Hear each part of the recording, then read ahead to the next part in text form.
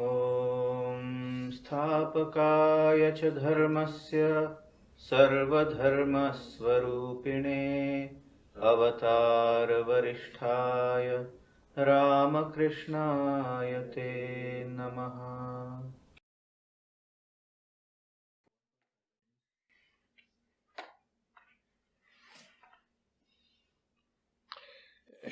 Dear friends, welcome back to the study of the Bhagavad Gita, the third chapter.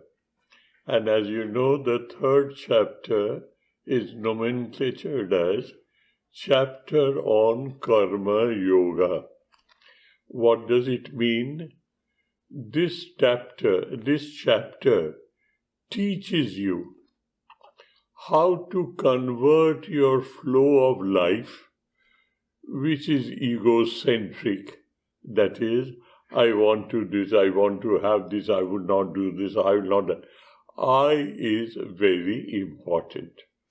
Your whole life rotates around the concept of your ego. And because of that, you are subject to disappointments, subject to the sense of success and joy, sadness and misery when you are facing a failure, and the whole rigmarole flows.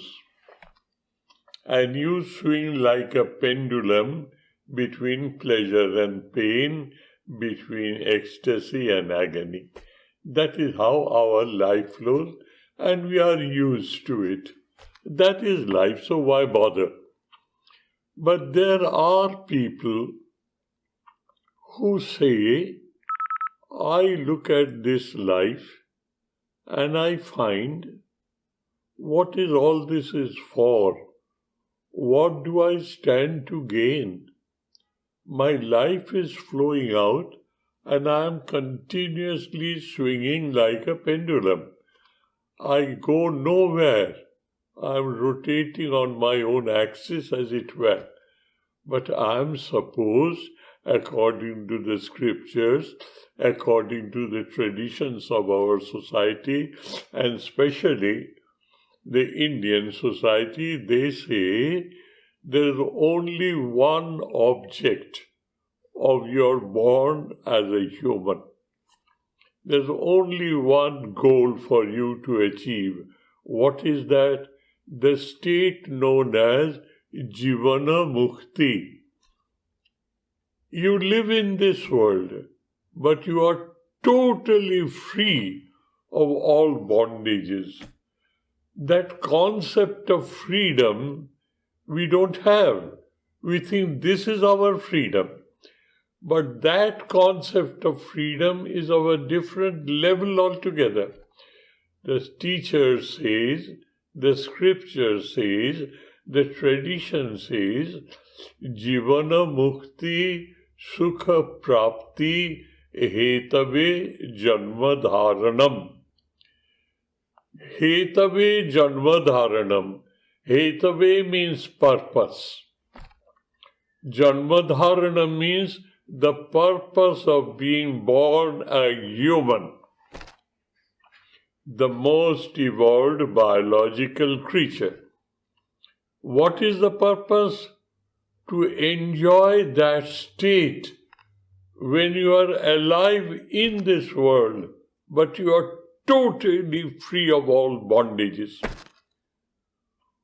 You are established in the majesty, the magnificence, the ecstasy of your own being, your own true original nature.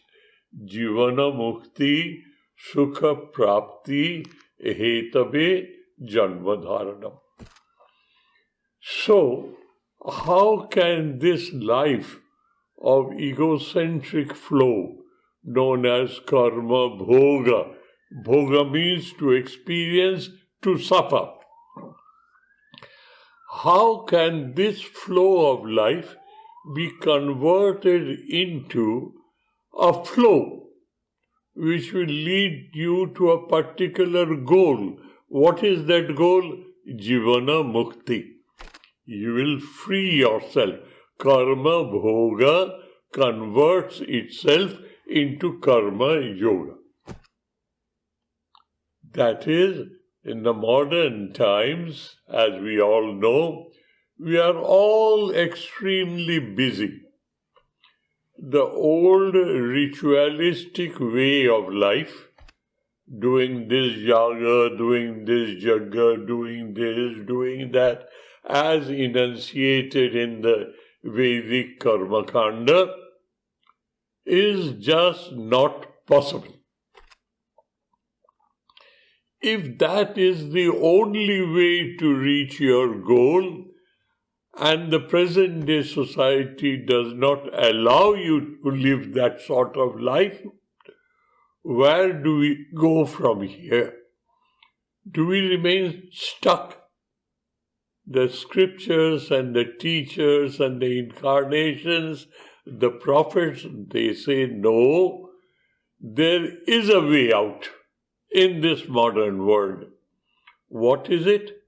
Your life is flowing in an egocentric manner. Educate yourself by constant backbreaking endeavor, backbreaking efforts.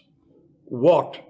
To convert this egocentric flow of life into the awareness of presence of the divine in my life. He is always there. And every moment of my life rotates around the awareness of His presence.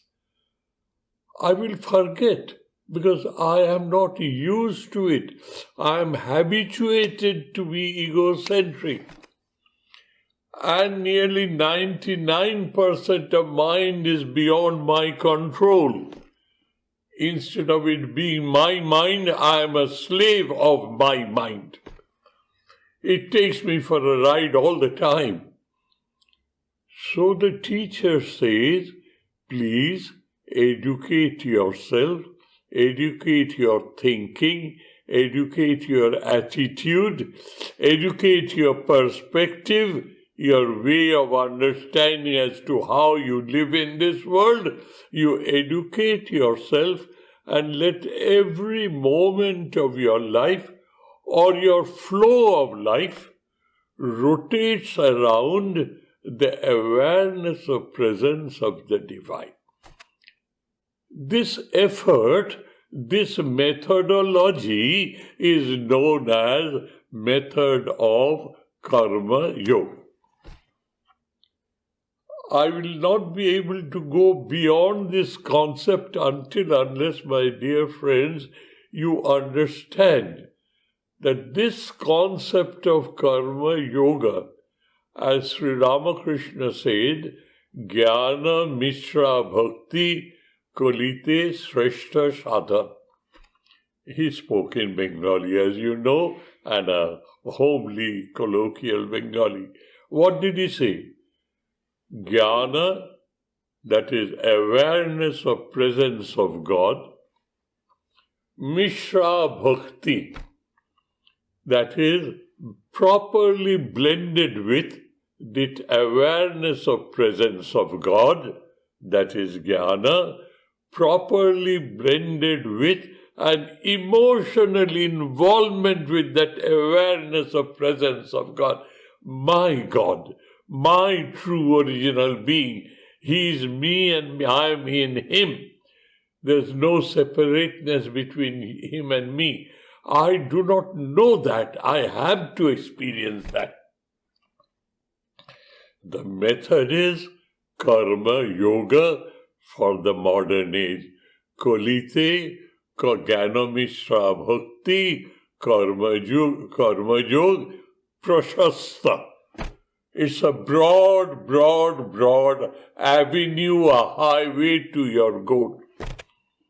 That is what Sri Ramakrishna says, and Swamiji says, Jnana, Bhakti, Karma, and Raja Yoga, all four must be integrated through practice of Karma Yoga. And I'll tell you how that integration takes place. You are aware that the divine presence is everywhere. That is the conclusion of Jnana Marga, the path of knowledge. That behind this appearance, there is the reality. That reality is my true original nature. I have been told 1,000 times, I have read about it 1,000,000 times, but I have not yet been able to practice it. If I can put it into practice, I will reach that goal. So, Jnana Marga, the path of knowledge, gives me the conviction that the essence behind the appearance, the reality behind the appearance, known as the divine, is everywhere. There's not a speck of space, not an iota of time where he is not. Where is he to be found? Not beyond cloud 9, but within me. Manifestation of that potential divinity already in us. That is what Swamiji says. So Jnana Marga, Bhakti Marga, and emotional involvement, two principal faculties of human personality, rationality and emotionality. The fourth is Raja Yoga. What is that? A total control of your mind. What does it mean? That today the mind moves at free will, and I am a victim of the movement of my mind. I am a slave of my mind. That's a fact of life. My mind has made me miserable. My mind has made me suspicious. My mind has made me this. My mind has made me this. What does it mean? I say it is my mind, but I am a slave of my mind. Raja Yoga teaches you by self-disciplining how your mind no more remains your boss, but you have now enslaved your mind. A total control on your mind. That is what Raja Yoga teaches you. And Karma Yoga teaches you with that control of your mind, with that emotional attachment towards the divine, and the divine which is omnipresent, omniscient, omnipotent, which my rationality has convinced me. I now convert my flow of life into an interaction with the divine. Karma Yoga. All these four aspects of my personality, when put into practice, I am a Karma Yogi. And the Gita tells you, Evam pravartitam chakram nanuvartanti haja aghayurindriya ramo mogham partha sajivati. We have read that shloka. What does it say? This is the circle. This is the cycle, the orbit that have set in motion. Sri Krishna, incarnation of the divine, making Arjuna our mouthpiece, and it is still today available, is telling us, I have put this concept of Karma Yoga into an orbit, a cycle. He who does not follow it, who is aghayu, that is, his life is sinful. Sinful means he is going against the will of God. And what is the will of God? manifest the potential divinity already within yourself. That is the will of God. That is why you are born a human. And you are not doing so. No, that is a worthless life, sinful life, life of no meaning. Aghayu Indriya Rama. You are totally involved in pleasant carnal pleasures of life. Perceptual pleasures of life, carnal pleasures of life. Your one life is Aghayu Indriya Rama, Mogham Partha Sajivati. He is living a life which is meaningless, worthless, fruitless. And what is the cycle he has set? On the 9th shloka you have read already, Yagyarthat karmano annatra lokoyam karma bandhana tadartham karma kaunteya mukta sangha samachara. What does it say? Look, convert your flow of activity. Life and activity are synonymous. Life is a constant flow of activity. And that is what life is. When there is no life, when the clinician or a medical practitioner measures your body and says, your brain has no activity, your heart has no activity, your lungs have collapsed, no organs are active, you are clinically dead. As long as there is activity, you are alive. Life and activity are synonymous. So, your activity is your life. Convert that life as a respectful, with veneration, interaction with the awareness of presence of God emotionally. Respect, love, veneration are all emotions. And you convert your flow of life into a journey towards that state where you will be placed in a place of magnificence, of majesty, of indescribable pleasure and joy. He says, if you do so, this is waiting for you.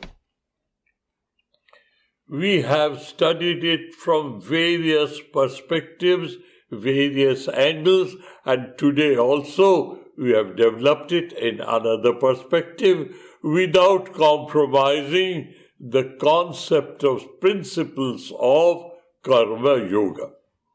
Now, dears, Sri Krishna knows it's a tall claim on us. We may feel tired about it. Oh dear me, it is impossible. It cannot be done. It is back-breaking. It is almost unreasonable. So, to boost up your willpower, in shloka number 17th and 18th, Sri Krishna tells you what is the result that you will reach, what is the goal that you will reach, what is the result that you will achieve if you try to do so. You know what it is? You do it this much, you will gain this much. How do you measure it? Short-lived, ecstatic joy. Which joy has no relation with carnal or material or physical joy. It's an inexplicable joy. That much you do, you get that much of return. Wholesome you do, you get a wholesome return. It is not that you have to do 100% to reach 100% goal. It is percentage-wise. You put in 1% of effort, you'll have an experience of 1% of that freedom. that inexplicable, indescribable, ecstatic joy. He says, Jastu Atmarati Revasyat. Now you have looked through the game and you want to live in God, live with God, live for the sake of serving God's children and God's world, and that too by the blessings of God. Nothing but God in your life. And you are absolutely pleased with yourself. Atmarati. That is, your joy now emanates from awareness of your true original nature. You don't go anywhere else to buy your pleasures. That's what you are used to. It's a different ball game. It comes out from you. Atmarati, Atma Tripti, Atma Santushti. What are the three different stages, he says? Atmarati. Say, for instance, one day, for a minute, you did something where the awareness of presence of God is paramount in your mind. And you say, sir, all that I do, I offer it to you. I don't need any worldly results. And you will feel you're full of an ecstatic joy, unable to describe but to experience. And later on, that mood has passed off, but the memory lingers, and sitting quietly, you are evolved in that memory. You need nobody's help. Awareness of that joy in your memory state is Atma Rati. Tripti is Alam Pratyavan. Oh, I have had enough. I don't want anything from the world. I am happy to live with my God who is in me. And nothing in the world will be able to attract you. That is Tripti. Alam Pratyavan, Atma Rati, Atma Tripti, and Atma Santushti. You are so saturated with it that there is nothing else which can draw you out of your own true original nature. Awareness of your own true original nature. If you achieve that state through Karma Yoga, there is no duty, no bondage left for you. You are a free man. That is a state that a Karma Yogi is assured to reach if he or she can do it in lifetime. Jastu Atma Rati Revasyat, Atma Triptasya Manava, Atmani Eva Cha Santushta, Tasya Karjam Navidyate. He has no sense of duty left. He has achieved it. Now, this is a very, very critical matter. We are past masters. We are first-class deceivers of ourselves. Past masters of self-deception. So he says, now I will give you a measure. Until unless you are measured by that measure and you pass your test, don't say you're Atmarati, you're Atma Tripta, or you're Atma Santushta. What are the measures? Here you are. He says, Naiva tasya kritenartha, na kritena kashanaha, Na chasya sarvabhuteshu kasyit artha vyapasraya. What is the literal meaning? Before we know the literal meaning, let us see what motivates us in our lives. There are three motivations. I want to achieve something worldly. Abhudaya artha. My goal is worldly prosperity. That is why I am motivated. Then what is next? Nishayartha. I want to reach that state of supreme being. That is why I am not doing these things. Not doing these things is a part of my duty. Doing these things is part of my duty if I am attached to the world and its results.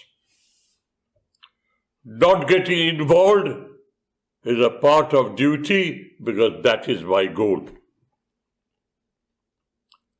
And third is pratyabhaya parihara. What is that? Pratyabhaya is something akarane pratyabhaya bhavati, papa bhavati. That is, you are told in the morning, as soon as you wake up, first thing in the morning, you thank God for His small mercies. You don't get anything, but you have a good start of life. Before your meals, you say a humble prayer. Thank God for your small mercies. These are the things that I am having to eat. And in a higher level, Brahmarpanam, Brahmavi, and etc., etc. You thank God. These are the things that you do. If you don't do, you are a bit uncomfortable. And if you do, you feel all right. That's all. You don't have anything positive coming to you. You avoid the discomfort of not doing it. He says, if you are a karma yogi, and through the performance of karma yoga, if you have achieved that state, atmarati, that is joy in yourself, pleasure in yourself, satisfaction in yourself, I want nothing else but myself, and I am there, I am perfectly at ease with myself. If that is so, the best measure it. You will not be motivated by any motivation whatsoever. You have achieved your goal and you are demotivated. Now, this demotivation is the absolute state. Don't try to be demotivated now. Don't cheat on yourself. Now you are motivated. What is it? I will not do or run after anything of the world. I will not do anything which will not lead me to that goal. And I will do things in such a manner that I don't violate the laws of the game. The game is, my life will rotate around the awareness of the divine. If you really feel at that stage, when you go there, the second measure is that you feel Atmarati, Atmatripti, Atmasantushta. And from the other point of view, you live in this world without any bondage of sense of duty. You have performed your duties of life. Naiva tasya kritena artha. He has no motivation to do something, to gain something from the world. Na krita yakashana. And he doesn't mind that I am doing nothing is causing me a sin. No. And the whole world doesn't tempt him at all. He is beyond the concept of sense of duty. That is the state that you will attain. So in these two shlokas, it is known as Phalashruti.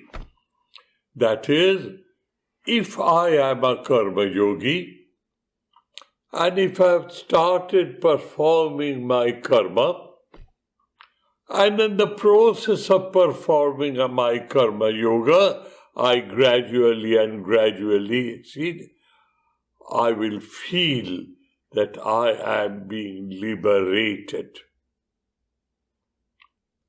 My activities would not stop. Why? Because I see myself through my Ishtadeva everywhere. So, sympathy, empathy, fellow feeling becomes your motivation, not your duty. You can't live if you see somebody really suffering. You'll feel like jumping in there to protect that person. Why? I am suffering there. My God is suffering there. Let me do my very best. Loka Sangraha. What is Loka Sangraha? To be sympathetic, empathetic, actively involved in the welfare of the whole mass. Atmano mokshartham jagathitayacha. That is the goal of our life. The motto of the Ramakrishna organization is Bahujana Hitaya. A karma yogi. My life is dedicated to the welfare of the many. Bahujana Sukhaya. My life is dedicated to the happiness of many, the all. Why? This is the process. Atmano mokshartham. Through this process, I will liberate myself. And the end result will be, I will be an instrument in the hands of God to do good to the world like all other saints and seers and etc. That is what I will be. So, dears, this is how you start as a karma yogi. Because of your past samskaras, you will be forgetful. I can assure you. I have gone through that. We all go through that. We are forgetful. The ego is so prominent. It has had such an amount of support in this life and in previous lives that it is paramount to me. I am now trying to subjugate that ego by the awareness of presence of the divine in my life. It is an uneven fight to start. But like a tug of war, you win, ego wins. You win, ego wins. Because of your determination, your winning streak will be numerically more than the winning streak of your past habit. Your past habit will be slowly extinguished or eroded. And the new habit will take hold of you. And this habit is physical and mental and intellectual. Even after reaching that goal, by God's grace, if you live, this material body, this material mind, this material intellect is used to help others. That's a habit. The force of habit has now become divine-centric instead of egocentric. As simple as that to understand, as difficult as that to perform. But what is difficult today is comfortable tomorrow, enjoyable the day after, and achievable the day next. I'll give you a worldly example. In our scriptures, there's a saying, a wandering monk on Avadhuta had 24 gurus. Why only one? He could see lessons, teacher in everywhere, wherever his eyes fall. So this is one Avadhuta. You know the last Great World War, 1939 to 1945 or 44. The German Air Force was pounding Britain, especially London and other industrial towns. Absolute flat. Winston Churchill was the Prime Minister. He called his chief advisors, the Chief of the Air Force, the Chief of the Navy, and the Chief of the Army. And he, the Prime Minister, was the Supreme Commander.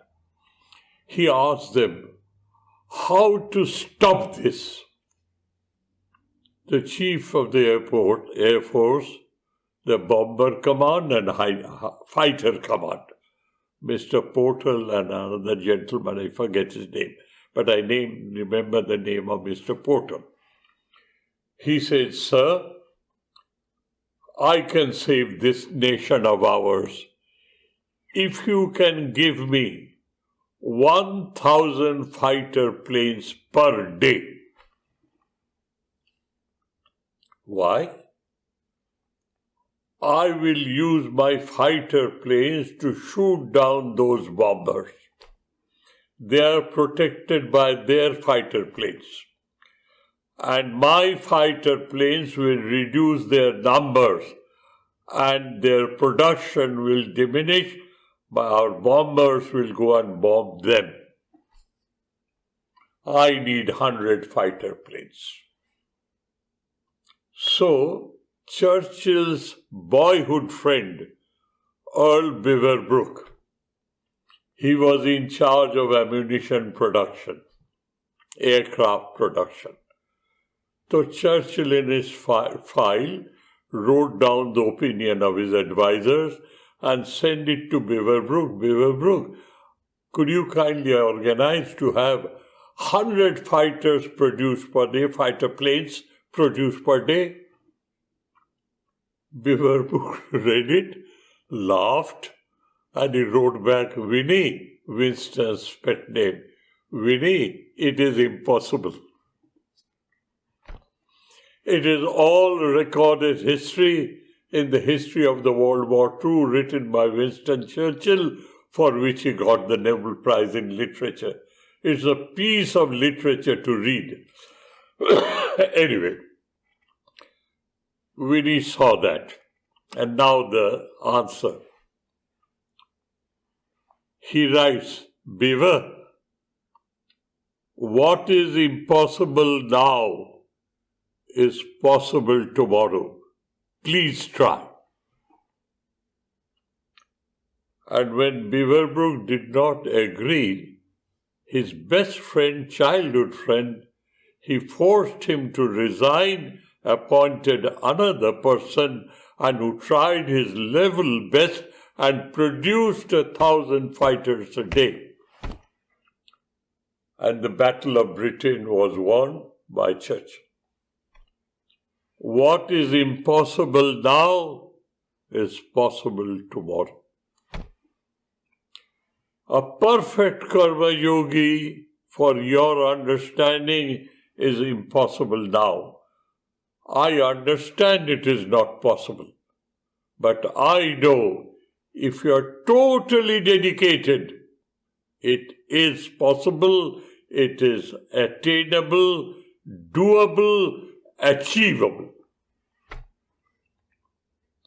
So this is a lesson from a worldly leader. What is impossible now is possible tomorrow. Going to the moon was an impossible dream. Look at what has human civilization done.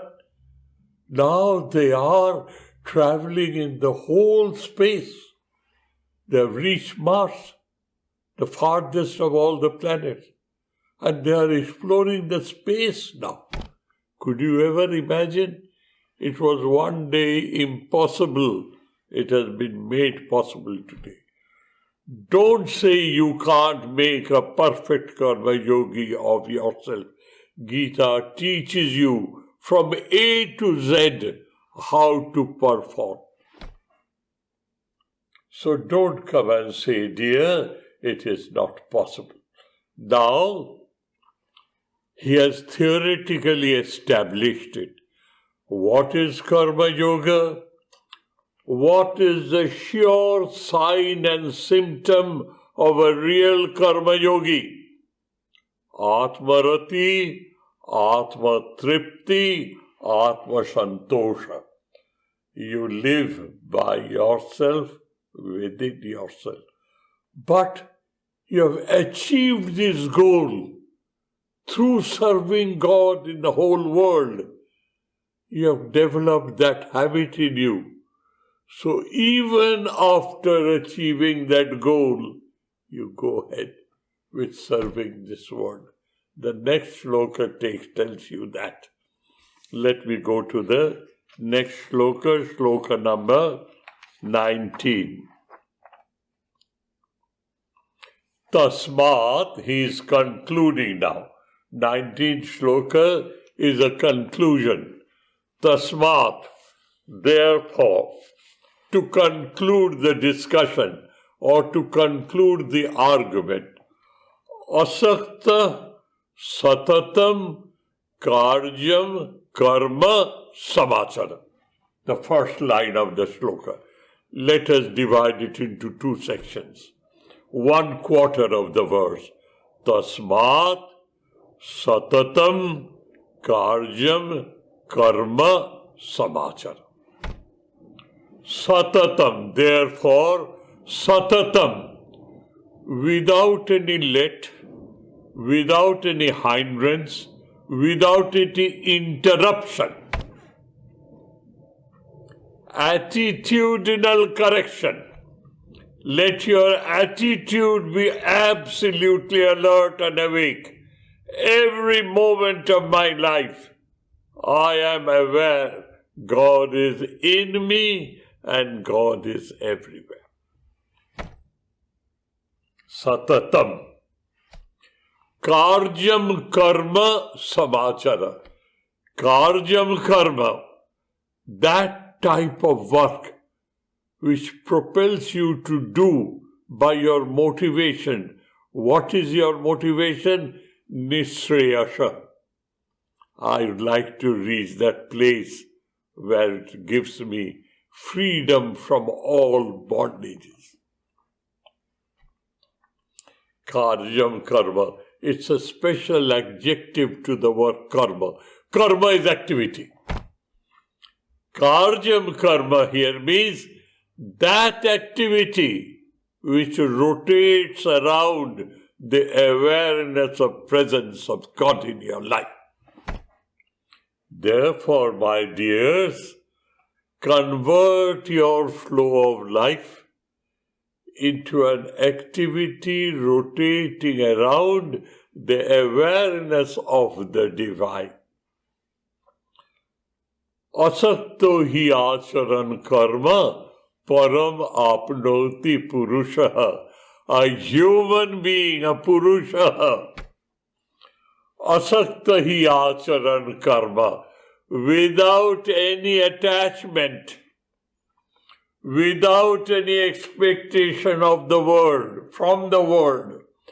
Even Tatra Ishvara api me tushatu iti sangam tvakta. Oh dear me.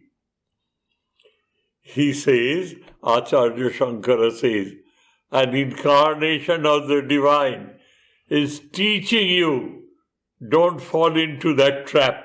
What is that trap? Well, I expect nothing from the world, but I expect God will help me. That is an expectation. And you have a person of short patience. After 5 days, you see nothing is happening. That's all bosh. It's a bullshit. It's not to be done. That is not the way. That is not the way. He says, look, satatam, have patience, continue do this work without even expectation. Tatra, in this process of my performing, converting my life to God and rotating around His presence and serving Him everywhere around me. Tatra, in this situation, Ishvara api, God Himself, me tushyatu, become pleased with me. Please don't expect that also. That is an expectation. And Swamiji puts it very properly.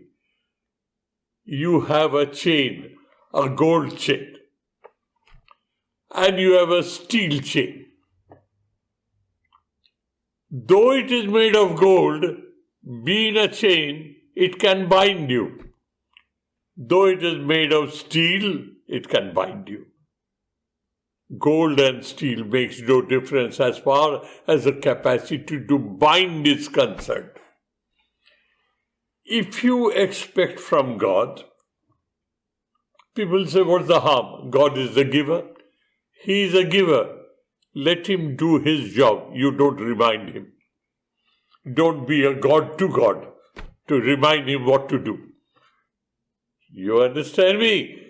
Do it yourself and make sure that, oh dear God, this is what I have to offer to you. Please accept it and nothing more. Bless me. Let me reach that goal. No. If you have that moral strength. If not, you ask, but make sure in due course of time you stop asking from God. Let Him do His duty, you do yours. He looks at your heart, He knows how far you have gone. So this shloka, dear, let us remember, Tasmat is now concluding. Asakta san, Karjam karma samachara. Without any attachment, continue to convert your flow of life as an emotional interaction with the divine and complete your duties of life as an offering to the divine. Samyak achara, don't compromise. Be a perfectionist, be a pursuer of thoroughness, correctness, perfection and excellence. That is the meaning of the samachara. And all these words are from Swamiji's literature. Therefore, be totally detached. Convert your flow of life and your activities as an offering to the divine. And do it constantly without let hindrance, interruption break. And do it perfectly, thoroughly, correctly, excellently. You will achieve param apnoti. You will reach the sublime goal. That is God's assurance to you. Don't remind Him. He's telling you, you will reach there. Good enough, sir. You have told me what to do. You have told me what will happen to me if I don't do. Agha yurindriya rama, moham partha sajivati. And you have told me what will happen to me if I do thoroughly, correctly. Atmarati, Atmasantushti, all that you have said, and you are concluding now, continue to do so. As long as you have not achieved that goal. Good enough, sir. I have understood it. Could you quote me an example? Whatever you have said, with due respect and submission, I have understood you. Is there any example in this world, sir, who has achieved that goal by the way you have done it? You have told me. Is there any goal? Is there any example? The next shloka is the example. And with this shloka, we will stop our studies today. What is that? I will just read it and explain to you. Discussion on this will be the next day. Karmana eva hi samsiddhi asthita janaka adaya loka sangrame vapi sampasyam kartum arhasi. Let us translate it for you. Karmana eva hi samsiddhim asthita janaka adaya. Adi, janakadi. Janaka and extra, etc., etc. Not only one, there are several. Janaka, Ashwaghosha and others. They were emperors. Janaka was the emperor of the empire of, Ajodha. What was Ajodha? Mithila. Ajodha was within Mithila. Anyway, Ajodha and Mithila, neighboring states, yes. Janaka was the emperor of the empire known as Mithila. And he was known as Rajarshi Janaka. Raja and Rishi combined together. Karma Yogi. He ran his empire. At the same time, he was established in the awareness of presence of God in his life. Param apnoti. He has reached that goal. Here is an example. Ashwaghosha Janaka Adaya means many. Go through your scriptures. You will find many of them, such people, those who have, that is, karmana eva hi samsiddhim asthita. They are well placed, irremovably ensconced and placed in that wisdom. What? By performing karma yoga, they have achieved samsiddhim, samyak siddhi, total understanding of what is that, and understanding converted to being and becoming. Being and becoming. Loka sangrahame vapi sampasyam kartum arrasi. It will be your duty. Kartum arrasi means it will be your duty. Having achieved that samsiddhi, loka sangraham, helping others as if you are serving God. That will be your way of life till your body falls off. That is what it is. You have seen the lives of avatars, you have seen the lives of prophets, life of teachers and etc., saints and seers, knowers of the self.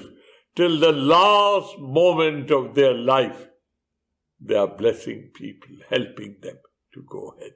Their very presence is an inspiration to the person who is following that game plan. So, dear, we will discuss this, the concept of Loka Sangraha. Bahujana Hitaya, Bahujana Sukhaya, Atmano Mokshartham, Jagat Hitaya cha. This will be the subject matter of this shloka next time. Thank you, dears. Thank you for your patience. God bless you.